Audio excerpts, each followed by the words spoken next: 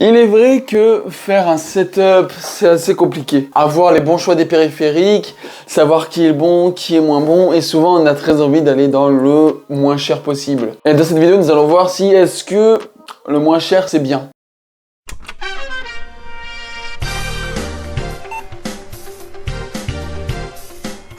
Bonjour à tous, c'est Martin d'Hardware PC, j'espère que vous allez bien. Aujourd'hui, mesdames et messieurs, dans cette vidéo, j'ai trouvé un setup complet chez Dollarama. Pour ceux qui habitent au Canada, Dollarama, vous savez ce que c'est, mais pour ceux qui n'habitent pas, je vais vous dire c'est quoi. En fait, Dollarama, c'est un magasin où tout est vraiment pas cher, mais vraiment pas cher. C'est souvent que des choses de bas de gamme. Vous allez pouvoir trouver de la bouffe, de l'électronique, des trucs à dessin, bref, vous allez pouvoir trouver beaucoup de choses. C'est un peu comme Action en France. Et aujourd'hui, ce setup m'a coûté 28 $ canadiens avec les taxes. Et donc, on va voir si c'est bon. Si c'est pas bon, je vais vous présenter ce que j'ai pris. Mais honnêtement, j'ai un petit doute. Un tout petit doute. Et tout d'abord, en premier lieu, une souris gaming. C'est la marque Tech de Dollarama qui s'appelle Tech One. Et rien que la boîte, elle est vraiment toute petite et puis on l'entend. Ça a pas l'air très bon. Mais ils disent souris gaming, souris pour jeu. Si c'est pour jeu, eh ben on va voir ce que ça donne. En plus, elle a l'air d'être RGB. Hop, on s'en bat les couilles, hop.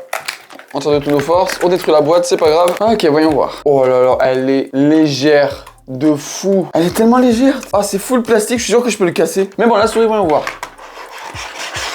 C'est super léger. Normalement, c'est RGB. Écoutez les bruits. Ça a l'air vraiment catastrophique. Après, j'imagine que c'est une souris, je joue vraiment pour les débutants, mais de chez débutants, hein. Je sens que si je force, je peux la casser. Attends, j'ai envie de voir le RGB. Voici le RGB. Il change de couleur. Oh, bah, c'est assez joli. Enfin, le RGB, c'est joli, mais on le voit pas du tout. Faut vraiment être bien dans le noir. Faut vraiment être bien dans le noir pour bien voir. Hein. Bon, c'est un petit RGB vraiment très cheap, très simple. Et je crois que je l'ai eu dans les environs de 3 $.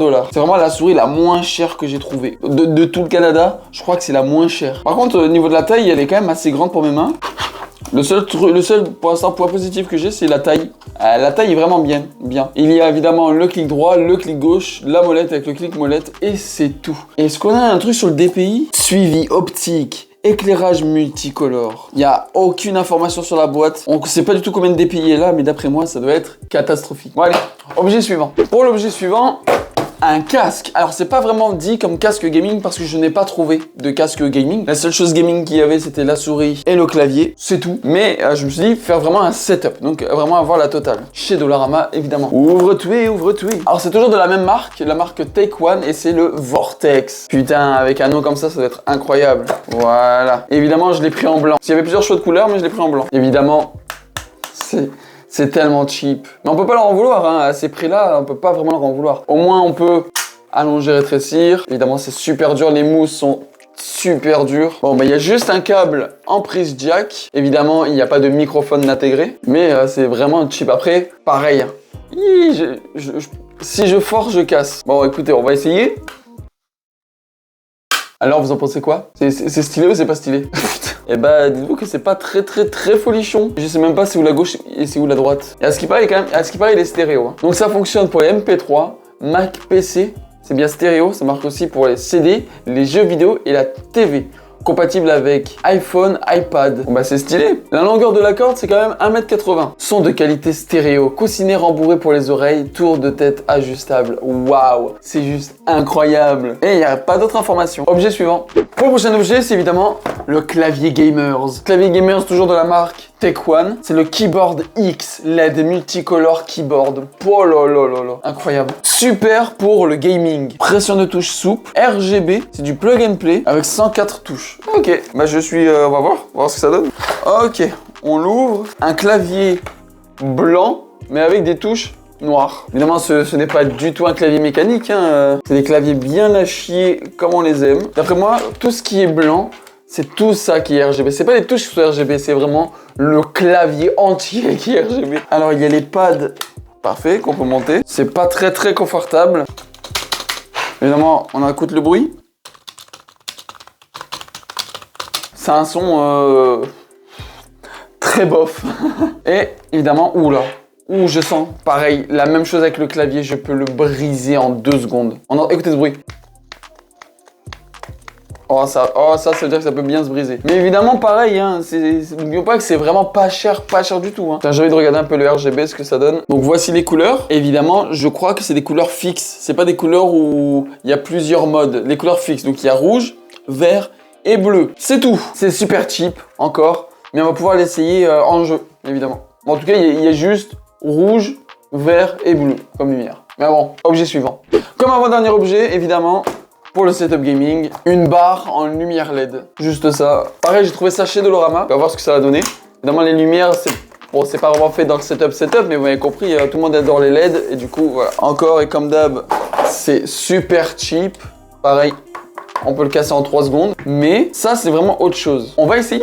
Ok, donc là c'est branché. Ok, il y a juste plein de lumière. Et nous avons la petite manette justement avec plusieurs modes. Éteint, allumé, rouge. Ok, bah c'est très smooth. Ok, là il y a un changement de mode. Ah, fade c'est plus joli, ça change mieux. Ça fait juste un petit peu de lumière RGB sur mon visage.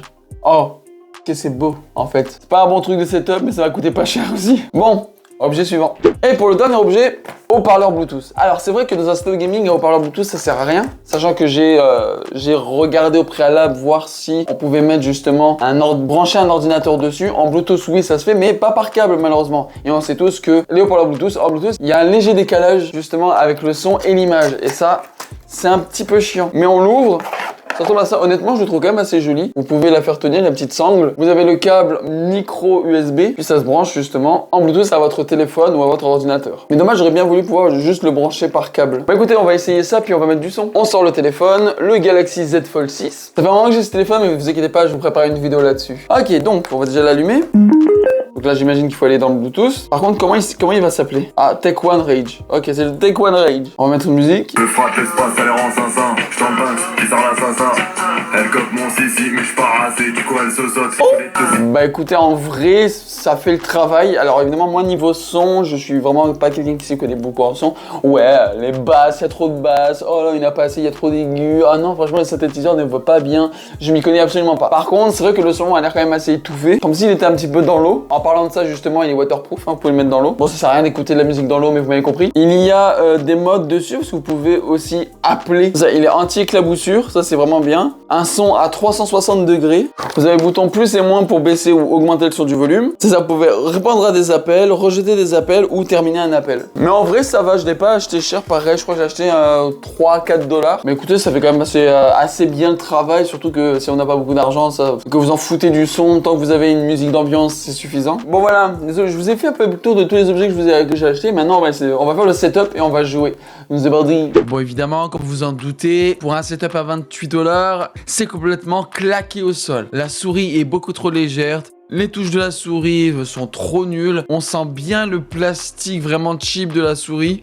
Franchement, je n'aime pas du tout. Le clavier, c'est le même combat. C'est vraiment nul de chez nul. Les touches sont très peu réactives. Les couleurs sont pas belles. Pareil, niveau qualité des matériaux, c'est vraiment très très nul. Je n'aime pas du tout jouer avec ce clavier. Avec le casque, bon, n'en parlons pas. Ça me fait mal aux oreilles. Ce n'est pas du tout confortable. Le son est juste dégueulasse. J'ai vraiment l'impression d'avoir le son d'une télé cathodique dans mes oreilles. Franchement, tout ça, ça peut évidemment dépanner, mais je ne conseille pas du tout. C'est toujours mieux de dépenser un petit peu plus d'argent pour avoir une meilleure qualité. Mais bon, le setup, je ne l'ai pas du tout acheté cher, donc ça peut toujours servir en tant que seconde main ou de l'offrir à un enfant par exemple.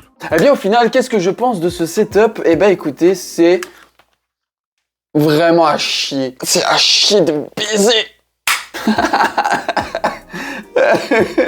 La souris, le casque, le clavier, vraiment nul. Nul entièrement. Moi après, comme je vous ai dit, j'ai acheté ça 28 $. Le setup complet, 28 $ chez Dolorama. Donc en même temps, c'est pas cher et c'est normal.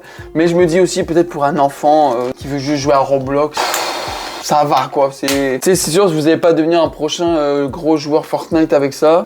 Vous serez pas le meilleur joueur Call of Duty avec ça. Mais écoutez, juste, c'est en seconde main, ça fait le travail parce que c'est en seconde main. Bon, même si c'est moche, le clavier est moche, la souris est moche, le casque est laid aussi. Hein, on va pas se mentir, mais je me dis comme le casque pour un joueur Switch c'est amplement suffisant. Bon, le clavier est vraiment pas beau, vraiment pas beau, le réactif pas du tout. C'est vraiment pas du tout un bon produit, mais Je crois que je l'ai acheté à 5 $, je crois. Et la souris vraiment trop légère, trop facile à briser, tout ça, c'est laisser tomber, c'est nul. Mais en même temps, je m'y attendais, vu que c'est quand même de l'Orama, c'est ça. En tout cas, voilà. Merci à tous d'avoir vu cette vidéo, j'espère qu'elle vous aura plu. N'oubliez pas de vous abonner à la chaîne, c'était Martin d'Hardware PC. Bye tout le monde.